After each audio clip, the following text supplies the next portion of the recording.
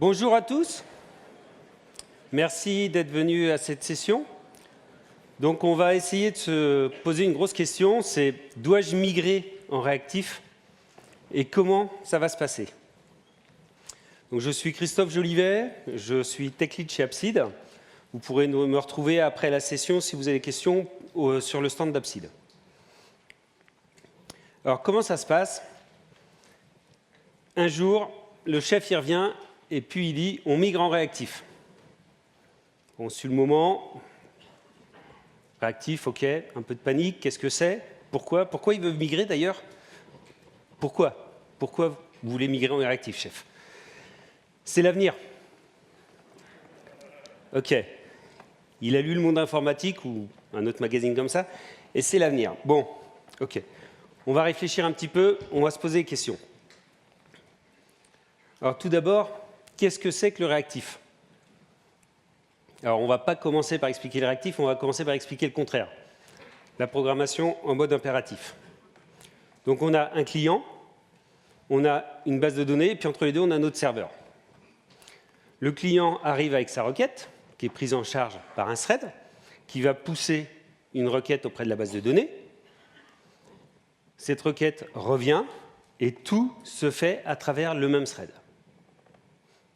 Le problème, ça va être que on va avoir beaucoup d'attente. Ce temps d'attente, c'est le temps de faire la requête à la base de données. Vous avez du trafic réseau, vous avez de la sérialisation de données. Par rapport au temps de calcul dans la machine, c'est énorme. Si vous avez plusieurs personnes qui vont vous faire des requêtes, à ce moment-là, vous avez un pool de threads dans un serveur. Vous avez, par exemple, 200 threads dans un serveur Tomcat qui vont être capables de gérer 200 requêtes en parallèle. Le problème qui va avec ça, c'est tout d'abord un coût mémoire et CPU. Parce qu'en fait, vous n'avez pas 200 threads physiques sur la machine. On va travailler avec des threads virtuels dans la JVM. Ça veut dire que vous allez avoir des switches au niveau du CPU, et puis vous allez avoir aussi une consommation mémoire pour tout ce qui va autour de votre thread. En plus, quand vous allez vouloir servir beaucoup de monde, vous allez avoir deux problèmes, enfin l'un ou l'autre. Soit vous allez décider de brider votre serveur, vous limitez son nombre de threads à 200, donc à ce moment-là, vous pouvez traiter 200 requêtes simultanées, ou vous le laissez libre d'augmenter les threads, et puis arrivé un moment, ça va être l'explosion de la JVM, pas assez de mémoire, on va planter. Alors une solution, encore par rapport à ça, c'est on augmente le nombre de serveurs, on fait un cluster de serveurs. Ça, c'est pas mal, ça fonctionne aussi. Le problème, c'est que ça va vous amener plus de maintenance.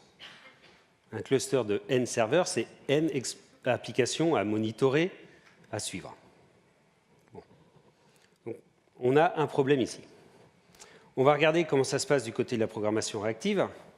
Donc, la programmation réactive elle répond à un paradigme de programmation orienté autour des flux de données et la propagation de changements. Elle est asynchrone et non bloquante, et les flux de données sont des flux qui vont être pilotés par les événements ou les messages. Donc on a quelque chose de non bloquant, piloté par des messages. Comment ça va se passer dans le cas d'une requête? Eh bien simplement, la requête arrive sur le serveur, il fait ce qu'il doit préparer, il lance la requête auprès de la base de données, et là, le thread retourne dans le pool. Il est libéré. Il n'est pas bloqué en attente de la réponse de la base de données. Donc il va pouvoir prendre une autre personne, la requête d'un deuxième client en compte. Quand la base de données va vous renvoyer les données, ça va arriver comme un message, elles vont être prises en charge par un thread, pas forcément le même thread, et ils vont traiter ces données et les renvoyer à l'utilisateur. Éventuellement, si vous avez plusieurs données à renvoyer, vous aurez plusieurs messages et donc plusieurs threads potentiels qui vont venir traiter toutes ces réponses.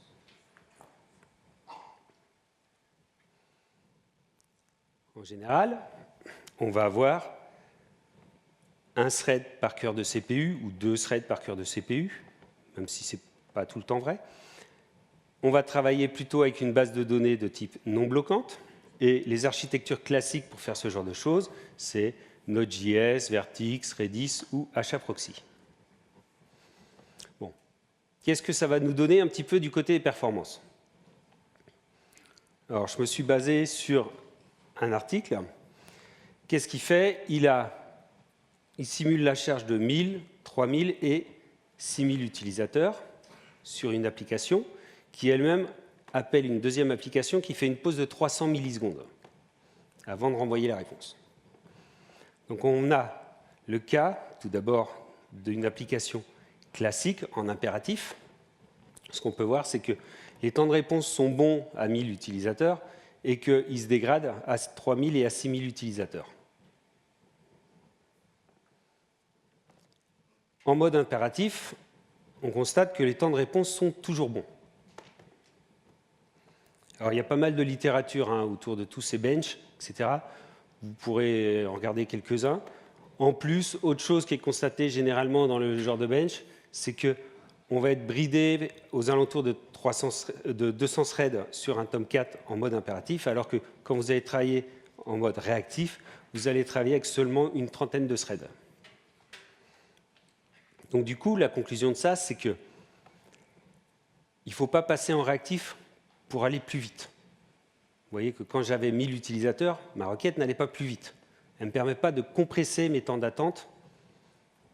Par contre, elle va me permettre de scaler. Elle va me permettre de servir plus de gens et plus vite. Du coup, parce qu'ils ne seront pas en attente à l'entrée du serveur.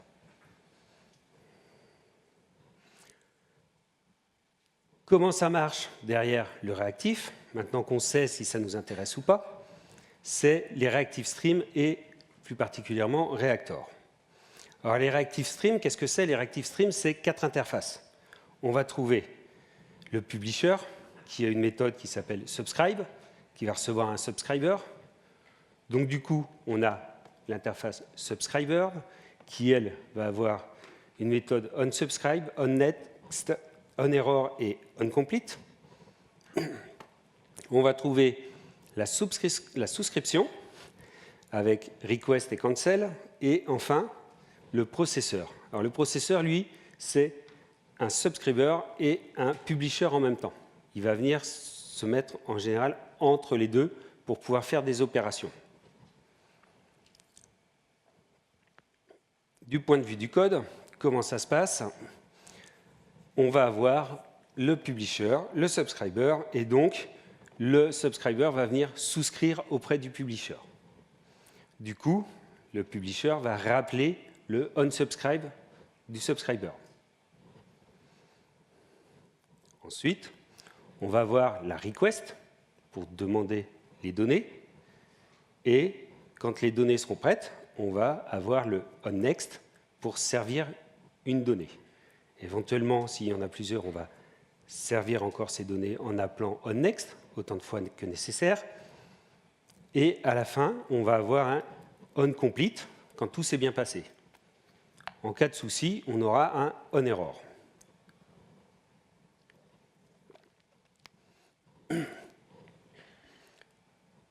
Autre chose importante dans la programmation réactive, c'est le back pressure. Le back pressure, l'idée, c'est d'empêcher le subscriber d'être débordé complètement par les données. C'est sa façon de régler la vitesse à laquelle les données vont arriver. Pour ça, il y a request. Request, il va lui permettre d'annoncer combien de données il veut. Et où sont ces données en attendant? Elles sont mises dans ce qu'on appelle des queues d'events qui vont nous permettre de choisir ce qu'on va faire de ces events.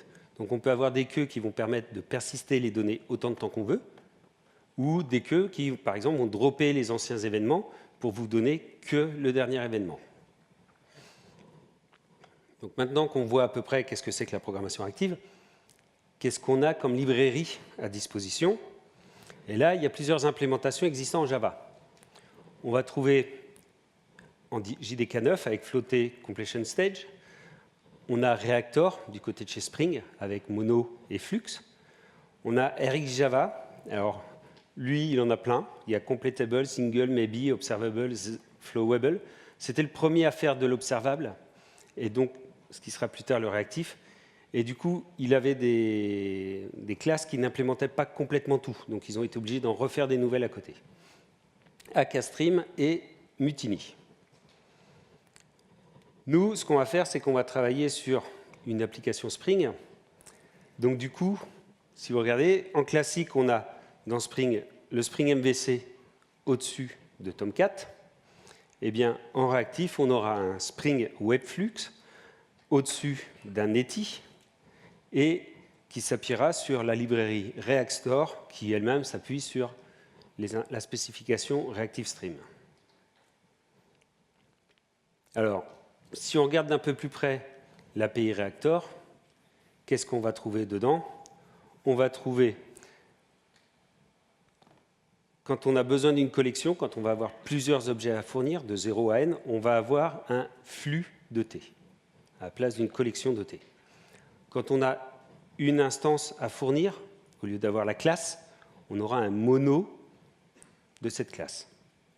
Et enfin, quand on aura un void, on aura un mono de void. Au niveau du code, comment est-ce qu'on fait un flux, un mono? Plusieurs façons de le faire. Un mono empty, ça vous fait un mono de void, parce qu'il est vide.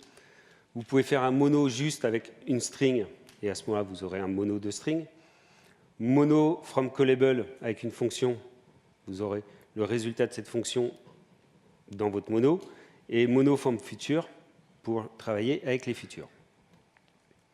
Au niveau des flux, on a un peu plus de méthodes à disposition, notamment des méthodes, par exemple, pour déclencher des compteurs comme range. Range 0,10, ça va vous fournir un compteur de 0 à 10 éléments. On a des méthodes pour cadencer, donc, par exemple, flux, intervalle avec un écart de 100 millisecondes entre chaque élément. En plus, là, il y a un petit bonus, on capture que les 10 premiers. On peut le faire avec des collections, donc en faisant soit des iterables, soit des from stream depuis le stream issu de cette collection. Donc, plein de façons d'avoir des monos et des flux. Vous n'aurez peut-être pas affaire à eux-mêmes parce que vos monos et flux seront obtenus d'une autre librairie. Au niveau des opérations possibles, il y en a quelques-unes ici. Donc un merge, un concat, un map, un flatmap many. On voit déjà que les API sont un peu touffus. Et c'est même pire que ça parce que hop, ça, c'est la capture de la page de la Javadoc de flux. Donc c'est énorme comme API. Alors, pour aider un petit peu, quand même, il y a quelque chose qu'on appelle les marble diagrammes, qui sont inclus dans la Javadoc.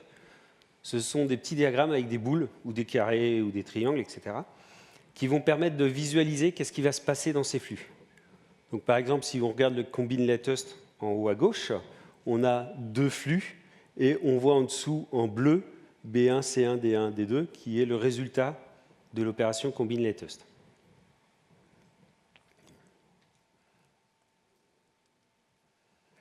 Pour la back pressure, je vous ai dit, il y avait le request qui permettait de réguler un peu.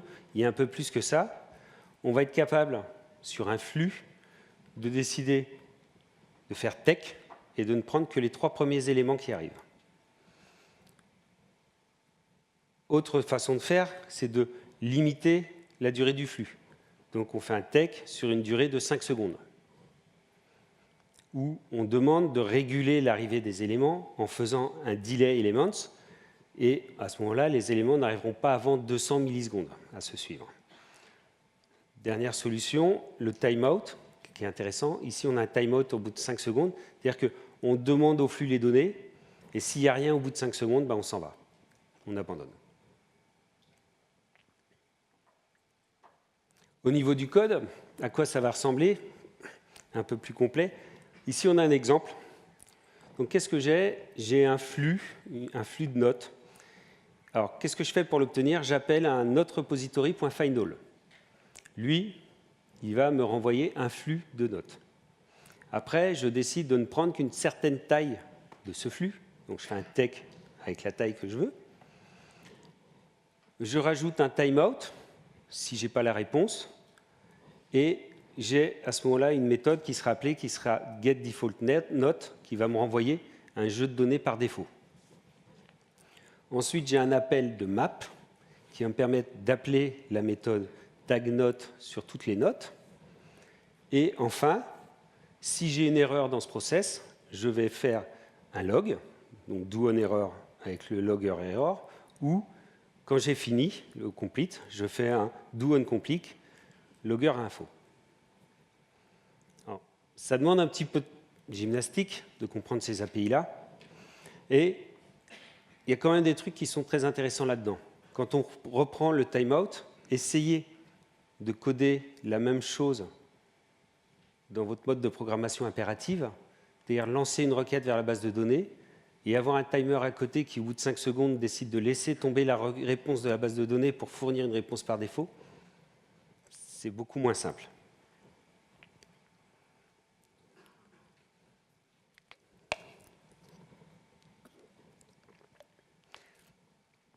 Autre exemple de code, ici, je définis un logger en haut qui me log un before. Ensuite, je déclare mon flux. Alors mon flux, c'est quoi? C'est just 1, 2, 3, ABCDE. Donc je vais recevoir les lettres, une par une.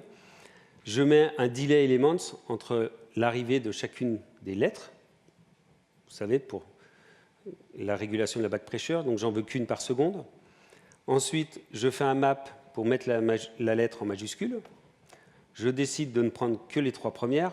Alors, ça aurait été mieux de mettre les 3 premières un peu plus tôt. Le tech un peu plus tôt dans le process. Mais bon. Et quand c'est fini, je vais faire un log done. Je souscris en lui passant mon logger. Et après la définition de ce flux, je fais un log de after. Qu'est-ce que j'obtiens dans mon fichier de log? Ceci. Donc, j'obtiens mon before, mon after, et ensuite mes lettres qui vont arriver une par une. Vous voyez que les before et after sont dans la même seconde, à 33 secondes, et après, ça vient à 34, 35, 36 secondes. Et le complete est là immédiatement, le done. Ce qui est intéressant, c'est ça. Ça, ce sont les threads. Vous voyez ici que le before et le after ont été exécutés par le thread principal, et ensuite, chacune des lettres a été traitée par des threads différents, parallèle 2, parallèle 3 et parallèle 4. C'est-à-dire que sur un morceau de code qui finalement a l'air continu, sous les yeux, vous n'êtes pas traité par le même thread. Comme ça, peut-être pas se poser de questions, mais en réalité, dans votre architecture, vous avez peut-être quelque chose comme du MDC de login. Vous savez, ce petit framework de login qui va vous permettre d'accrocher des choses en début de requête, enfin en début de requête serveur, et de les avoir toujours dans vos logs à la fin. Là, ça ne marchera plus parce que ça repose sur le thread local. Et vous n'êtes pas dans le même thread. Si vous utilisez la sécurité, bah, vous ne pourrez pas le faire avec comme ça.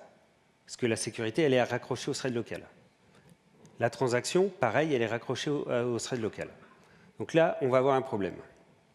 Et pour contrer ce problème-là, on a le Reactor Context qui, lui, est le thread local pour Reactor. Ça va être utile justement pour la sécurité, les transactions, tout ce que vous voulez mettre. Et c'est simple, il suffit de faire un mono subscriber context ou flux subscriber context. Et à ce moment-là, vous avez le Reactor Context. Dernière chose, la gestion des erreurs. Donc ici, j'ai la gestion d'une erreur en mode impératif, classique. Je renvoie une liste de notes. Je renvoie le résultat renvoyé par mon note repository findAll. Et si j'ai une exception, je log et je renvoie une liste vide. En mode réactif, on va ce coup-ci avoir un code qui va être plutôt mon autre repository findAll aussi. Et là, je vais avoir une commande qui s'appelle onErrorResume et qui va me permettre d'exécuter du code si j'ai une erreur avant. Et là, je ferai mon log et je renverrai un flux vide.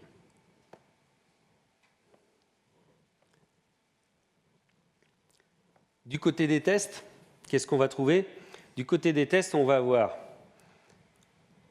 des tests simples à faire. J'ai un step verifier, je create quelque chose autour de mon flux. Donc ici, mon flux est tout simple, hein, il renvoie foo et bar. Et après, je vais pouvoir faire mes assertions. Donc je m'attends à récupérer de mon flux un next, un bar, et qui soit complet. Vous vous souvenez, la petite méthode onComplete à la fin. Et ensuite, j'appelle verify pour déclencher l'exécution de ce test. Vous vous souvenez, je vous ai dit qu'on peut réguler la vitesse à laquelle les données arrivent. Qu'est-ce qui va se passer si j'ai quelque chose qui régule mes données? Je vais être obligé d'attendre pour mon flux lors de l'exécution des tests. Alors, non, parce qu'ils ont prévu le truc. Ils ont créé un step verifier with virtual time. Donc ici, on renvoie un mono qui a une durée d'attente d'1 jour. On expecte la subscription, la petite première étape quand vous savez, quand le subscriber souscrit au publisher, on lui appelle le unsubscribe, donc on vérifie qu'il est bien appelé. On vérifie qu'il n'y a pas d'événement pendant une durée de 1 jour. On expecte ensuite un événement qui est 0L, parce que mon flux il va renvoyer juste un long de 0. Et enfin, je fais un verify complete. Alors, verify complete, c'est l'équivalent de expect complete et verify. Voilà. Donc, finalement, j'ai tout ce qu'il faut pour tester mes flux aussi. En conclusion, je vais avoir une syntaxe qui est quand même assez déroutante. Les enchaînements des opérations comme ça, le fait que ça ne s'exécute pas toujours dans le même thread, il va falloir réfléchir. En plus, des fois, on se finit par se retrouver à tester des choses parce qu'on ne comprend pas. On fait un map, mais on n'a pas vu qu'il y en a un qui était dans un mono, etc. Donc, on fait un flap map, voir si ça marche. Puis, des fois, un flap map many où on n'est pas sûr. Donc, au début, c'est très expérimental comme façon de coder. Alors, on est avantagé si on manipule déjà bien les flux, les streams en Java 8 et tout ce qui est programmation fonctionnelle. Deuxième point, c'est l'API qui devient contaminante. Vous vous retrouvez avec des monos, des flux, vous avez des réacteurs contexte éventuellement. Donc ça va être plus facile à mettre en œuvre sur des nouvelles applications ou sur des microservices que sur la migration d'une application existante.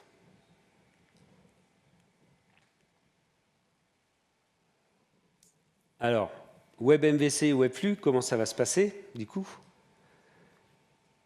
On a WebMVC qui repose sur les servlettes API, en général un serveur conteneur, un Tomcat par exemple, ça fait bien l'affaire.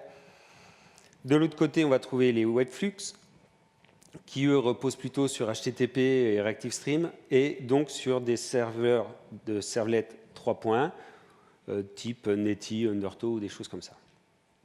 Et chez les deux, on a la possibilité de définir nos contrôleurs avec des contrôleurs ou des routeurs function. Alors ça, c'est la définition en impératif d'un contrôleur. Rien de compliqué, c'est une classe décorée REST-controller, annoté request mapping. En dessous, on a une fonction findAllNote avec là aussi une annotation getMapping. Et en dessous, on se contente de retourner une liste. En réactif, qu'est-ce qu'on a?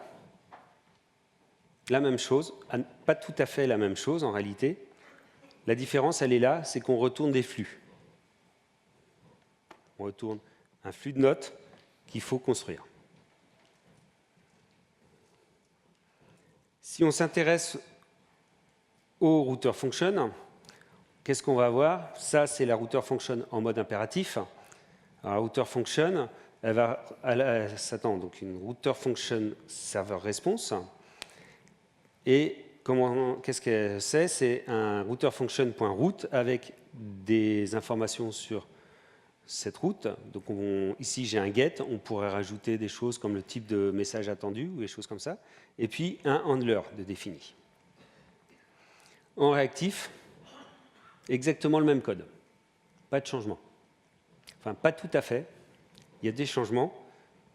Là, au-dessus, sur ce que j'affichais pas, c'est mes packages d'import. C'est-à-dire qu'en mode classique, je suis en org Spring Framework Web Servlet Function Server Response. En mode réactif, j'ai org Spring Framework Web Reactive Function Server Response. Du côté du Node Handler, qu'est-ce que je vais avoir? Je vais avoir mon Node Handler ici qui va me retourner un Server Response en mode impératif. Donc, il accepte une server request en entrée, et ici, je fais simplement server response et je crée ma réponse, OK, body, et le contenu de mon body. En mode impératif, j'ai un code qui est relativement similaire. Ce qui change, c'est le mono de la server response et la construction du body de ma requête. Ici, j'utilise un body inserter from publisher et le flux que je vais publier dedans. Si vous avez une requête avec des paramètres à recevoir, en mode réactif, ça va être facile. On va se contenter de prendre le requête et puis de faire un body to mono en précisant le type de classe qu'on veut récupérer. Et à ce moment-là, on se retrouve automatiquement avec un mono du coup de note et il n'y a plus qu'à le manipuler.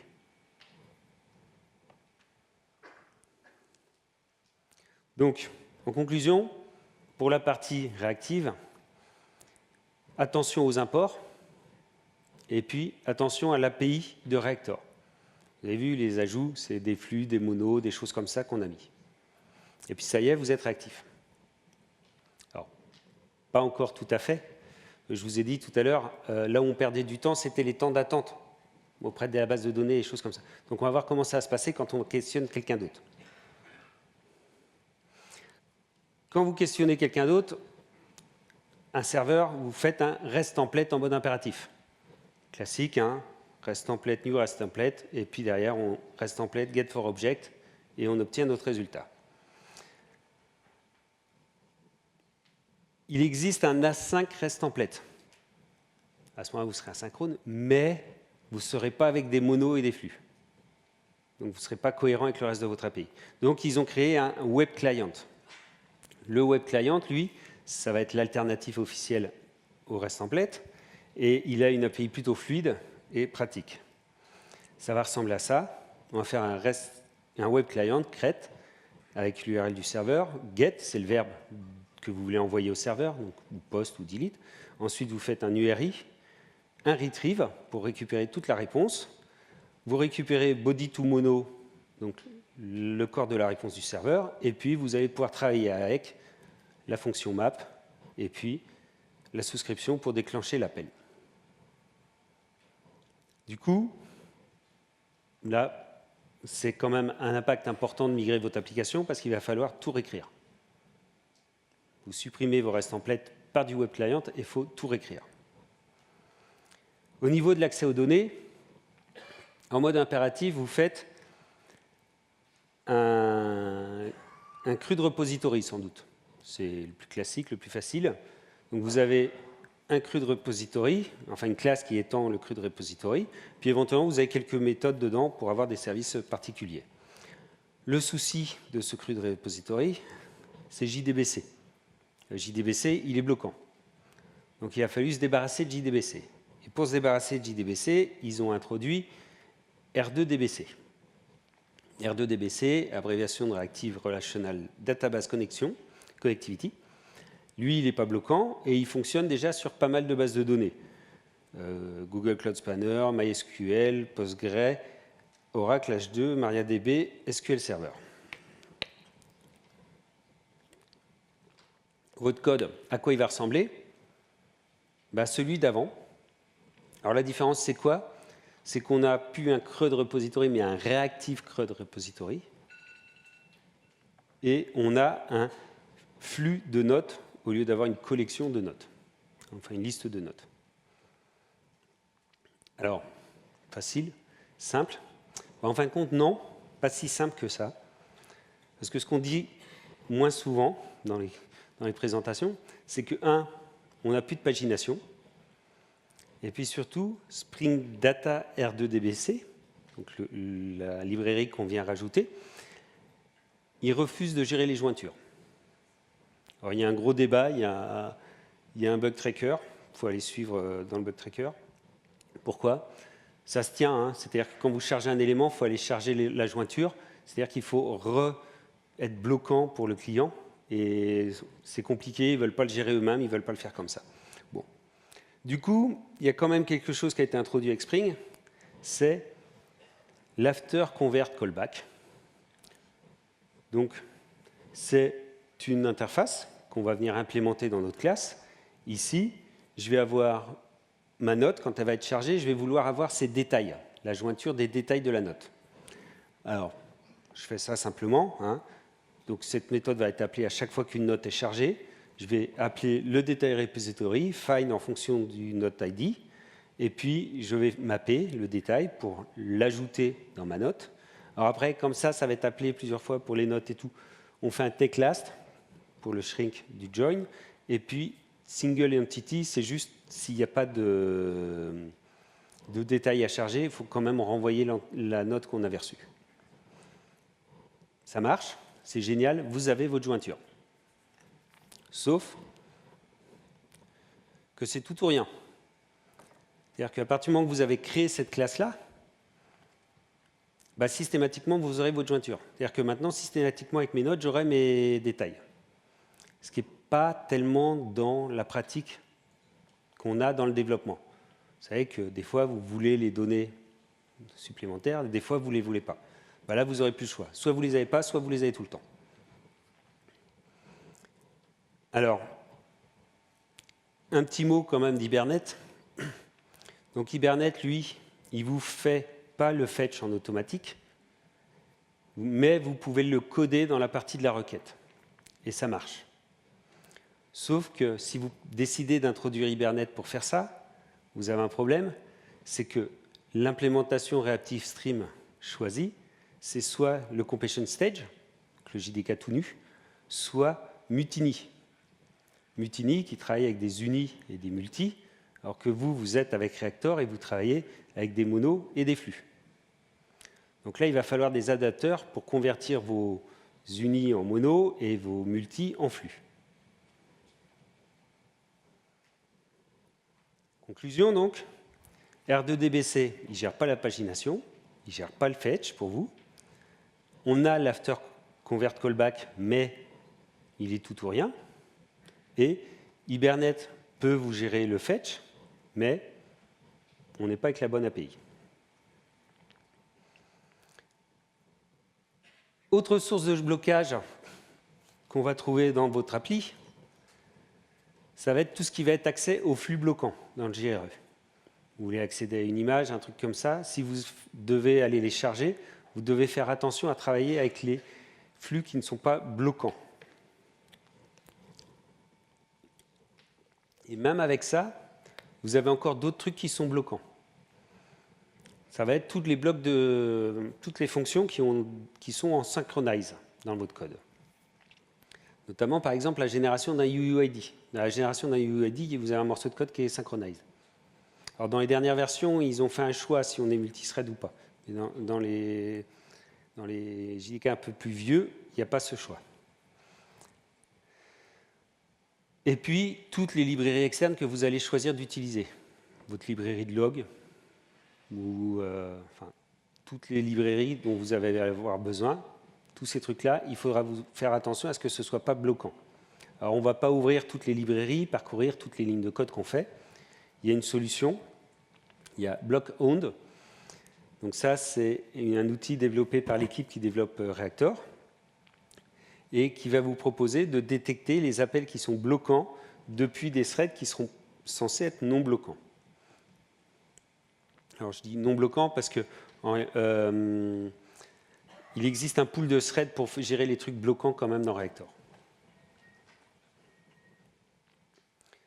Alors du coup, attention, hein, parce que le code, il peut être bloquant à cause des flux et synchronize. Et Block-On qui va vous aider à vous assurer que vous n'avez pas de problème comme ça. La sécurité, Donc la sécurité, j'en ai déjà parlé un petit peu, mais on a la sécurité en mode impératif, classique. Hein. J'ai une méthode list qui doit me renvoyer les paiements d'un utilisateur connecté en ce moment.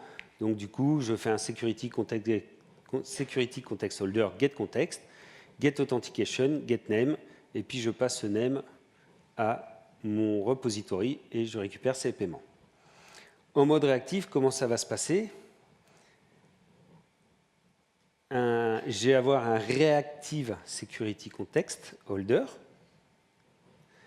à qui je vais demander un get context. Ensuite, je vais pouvoir faire un map sur le security context get authentication. Ensuite, un map sur le principal get name et un flat map many sur l'appel du payment repository find all by user.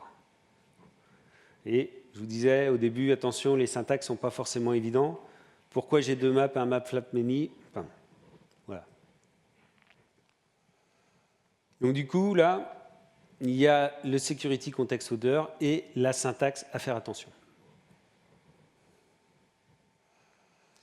Dernier point, le DevOps, parce que c'est bien, on a migré notre application, formidable, mais il va peut-être falloir un moment la pousser en production. Et puis là, on a nos DevOps qui vont nous demander des choses. L'identification des services, l'état de santé, le monitoring, la surveillance des logs, une possibilité pour tracer les requêtes, les flux de données. Donc pour ça, vous utilisez peut-être déjà Actuator dans vos applications. Eh bien, ça marche. Vous laissez Actuator. Vous n'avez rien à faire. Il va vous fournir les infos des services, les infos de santé de l'application, les métriques, les gestions des logs. En plus, vous savez qu'Actuator a tout un tas de services supplémentaires derrière, hein, les configs, l'environnement, les mappings, les traces HTTP, etc., les dumps, thread dump, heap dump, et puis en plus tout ce que vous pouvez écrire pour Actuator. Donc là, zéro changement, c'est facile. Hein, il va vous fournir tout ce que vous avez besoin. Alors attention, pas de modification dans le code, ça dépend. Si vous avez écrit vos propres outils pour renvoyer des données par Actuator, essayez d'être réactif là aussi. Du coup, j'arrive à la fin. Est-ce que je dois migrer et comment, du coup? Alors, migrer, ça va dépendre de ce que vous voulez. Vous voulez la scalabilité? Oui, vous pouvez y aller. Si vous voulez la vitesse, ce n'est pas la peine d'y aller. Restez comme vous êtes parce que de toute façon, vous ne gagnerez pas de temps. Ensuite, la syntaxe. Attention, il y a un petit apprentissage. Hein. Il y a un certain nombre de méthodes à découvrir, une façon de penser qui est différente aussi.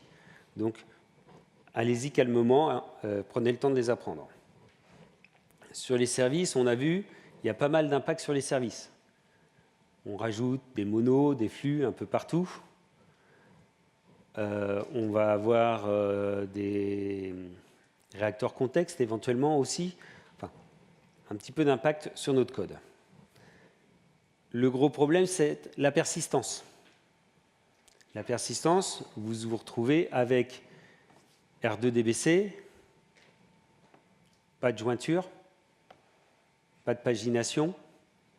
Donc là, il faudra soit basculer vers des modèles NoSQL plutôt pour manipuler vos données, ce qui est recommandé. Mais comme vous venez d'une application classique, vous avez une base relationnelle et là, vous allez vous retrouver coincé. Vous avez, j'ai oublié son nom, l'interface fournie par Spring qui va vous permettre de charger les jointures, mais c'est systématiquement que les données seront chargées. Attention aux librairies externes que vous allez pouvoir mettre dans votre code. Et puis, par contre, l'intérêt, c'est qu'il y a peu ou pas d'impact sur le côté DevOps. Voilà. Et il me reste 4 minutes pour prendre des questions.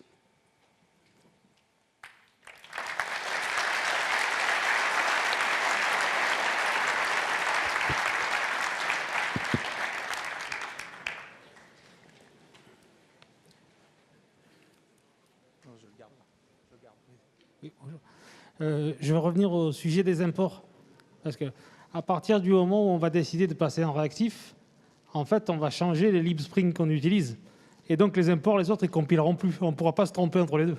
Alors, on n'est pas obligé de changer. Tu peux faire tourner dans une même appli du Webflux et du WebMVC, côte à côte. Alors, par contre, tu ne te retrouves pas sur un Netty, tu te retrouves sur un Tomcat. Mais il sait gérer le non bloquant aussi, le Tomcat, maintenant. Et une fois que tu auras fini de migrer tous tes services, à ce moment-là, tu te débarrasses du WebMVC. Et comme tu n'as plus que le Webflux, tu vas tourner sur du Netty. Bonjour. Vous avez parlé de jointure qui n'existe pas sur des SGBD classiques. Qu'en est-il des transactions?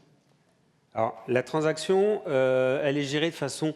c'est bien, j'avais oublié effectivement la transaction.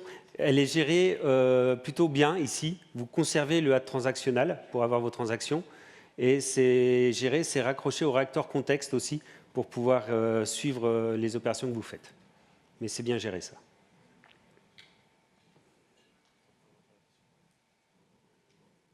Autre question? Tiens, là-haut, tout en face.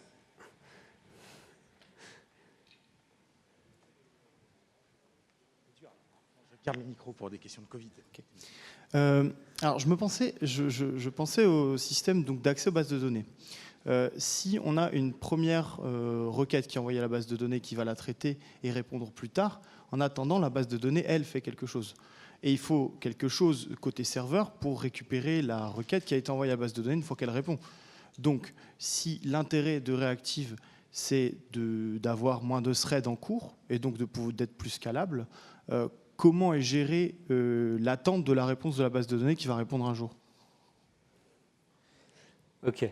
Alors ça fait partie des choses que je n'ai pas regardées encore, mais c'est géré par le cœur du framework. Et c'est dans alors là, il faut descendre dans les protocoles aussi de communication avec la base de données, mais il y a tout ce qu'il faut pour que, quand on envoie la requête à la base de données, elle soit capable de répondre « je réponds à telle requête que tu as eue tout à l'heure » et la correspondance se fait bien avec les threads. Mais je n'ai pas été voir dans le code lui-même comment ça fonctionne.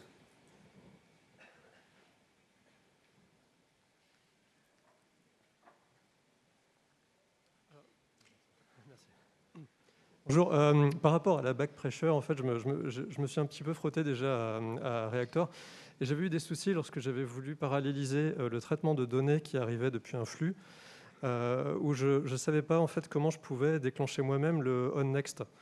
C'est-à-dire que lorsque tout est dans un flux, dans un thread unique, on peut inscrire un subscriber qui lui-même récupère l'objet de subscription et va faire un next, il va récupérer un objet au travers de cet objet de subscription. Par contre, quand je parallélise le traitement de mes données, je ne peux plus lui passer un subscriber. Il faut que je lui passe directement une fonction qui va traiter la donnée qui arrive. Et là, je ne sais pas comment maîtriser la back pressure dans ce contexte, en fait. Alors là, je vois pas trop le truc, mais si tu veux, on en discute tout à l'heure, il n'y a pas de souci. Mais là, je vois pas trop. Ok, c'est bon, on est au bout du temps. Merci. Merci à tous.